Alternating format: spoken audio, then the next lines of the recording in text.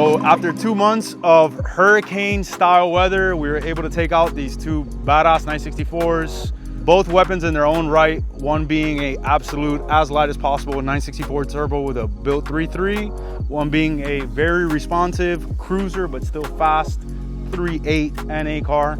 Tucking tire, looking as stylish as possible, and both work very well.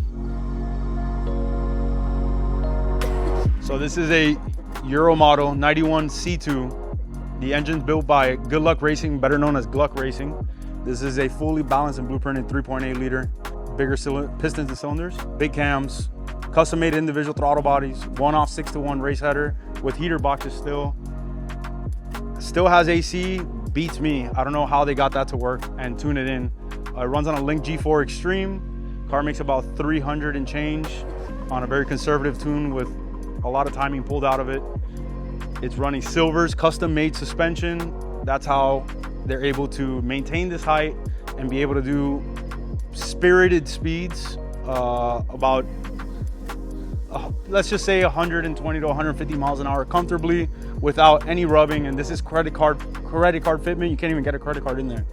Obviously classic E88s. This is very European style, American style, but there's a lot of Japanese flair in the car, mainly being the way that the engine is built, the way it responds, and of course the styling cues of the car.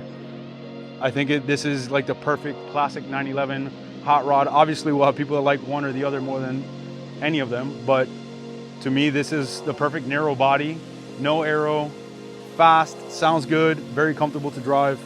964 turbo brakes will put you through the window, and it's a beautifully maintained, ready to rip car. So this 3.8, like we said, it was built by Good Luck Racing, Gluck Racing, RSR style, individual throttle bodies, butterfly linkage, custom made vacuum chambers, dual catch cans that work off the vacuum. Both are individual, which is pretty cool, as you can see down here.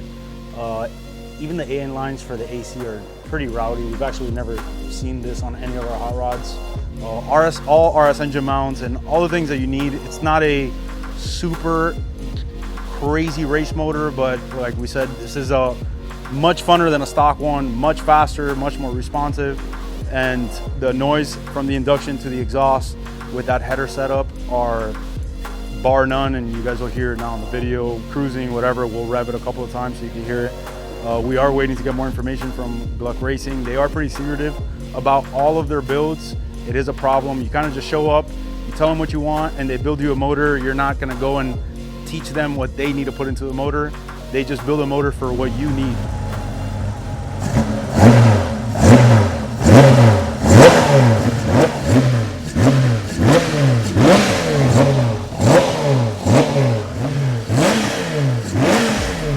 This being the more street spec car, again, creature comforts being there, AC, heat, Porsche Classic radio. It does have an RS shifter. It's a 6-speed, it is a 5-speed. We will be fixing that. It has the RS SPGs, not original, but they are almost perfect matches of the originals. Half cage and full interior, just keeping what you need to be comfortable and have a cruiser and be able to go out on a date night, but still feel like you're in a proper vintage sports car. So this is a US market 964 turbo shipped to Japan in the early 90s. Car was built by a shop called JVic. It is a very menacing looking car, and the looks back up everything that it does. This car is a get down machine. From the exterior we can start. It has one-off aero, very similar to C West. They're 996 JGTC cars, so very functional aero needed for how fast this car gets to speed, maintaining that speed and being able to take corners, not just go in a straight line. Sunroof has been deleted. Big GT2 banana carbon wing, obviously very subtle TE37s, no loud colors, no nothing. No loud colors on any of these cars. I think loud colors are beyond overplayed. Let the car speak for itself.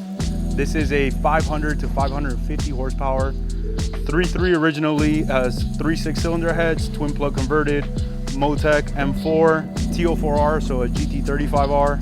Obviously factory 964 turbo brakes, which these were the best braking cars in that time. They had the record for 100 to 0. So there's no lack of brakes. It's sitting on Quantum suspension, which is a world-renowned sports car developing suspension for Formula cars, for DTM, for all sorts of racing all over the world. And very little suspension allows you, again, to run at this height and be very functional, which we think is important. Of course, the car has to look good. It's not just how good it works. It has to have the whole package. This car is bare bones. This is 2 Recaro SPGs, a welded in RSR style cage, big oil cooler, big lag. If you're looking for immediate hybrid turbos, go buy a 2027 Carrera T with God knows what, I don't even care. G50 from factory, twin disc race clutch. Car has great street manners, but it is a absolute weapon. It is scary. It is a real widowmaker. So full bay, Blitz intercooler, along with all the custom plumbing for the cars. You can see the elbow coming back into the big single throttle body, being this car was EFI converted from CIS. The Carrera 3.2 intake manifold, very common modification to do on turbo cars since it flows better. It has a factory 964 twin plug setup, which is a very hard thing to do with a single turbo car, being that the plumbing's in the way. The cold side of the turbo has been rerouted into the engine bay, so being that you have no padding inside or outside, the noise emitted into the cabin is ridiculously wonderful. All you hear is turbo flutter. You can hear when it starts to crack on boost, as soon as it starts to spool and as soon as it starts to put you in your seat. Custom made fuel rails. Every AN line and fitting has been replaced on this car. When we got the car, it had been sitting for about 4 years. It went from Japan to the UK. Owner got it, busted a fuel line. Thank God they didn't drive it because they fuck cars up for the most part. So this car never got driven on UK roads. It never got abused. It literally had 2 miles since it left Japan to here. So when we got it, we took the Quantums off while the car was in the UK. We had them fully refurbished, dyno tested, put them back on the car, and we did everything in the fuel system from the tank backwards, went through the electrical system, and the car now is at 1 bar of boost, and we speculate that the car makes about like 450 to 470 wheel horsepower on low boost. For a car that weighs 2,600 pounds, that may not compute to some people, but if you're watching this shit, you already know that it's not all about horsepower, but that's a lot of horsepower for this car. This is like globs of power. This is as fast as a 700-800 horsepower modern day car, but you got to drive it. You got to know how to drive it, because if not, it's gonna drive you into something that you don't want to be driven into. So this cockpit, in the spirit of always keeping everything aero correct, just like we like it, very few gadgets and trinkets, but it's got 2 SART gauges, one being exhaust gas temperature, one being boost, face towards the driver. Obviously things to pay attention to when you're at high speeds. RSR styled cage. The door bars are a little bit higher, but again, this is strictly for safety, and chassis stiffening makes a humongous difference in the way that a 964 turbo usually feels, as they're a little floatier. There really isn't much other than you're hearing those MSDs ticking behind you and just waiting for the boost to come in.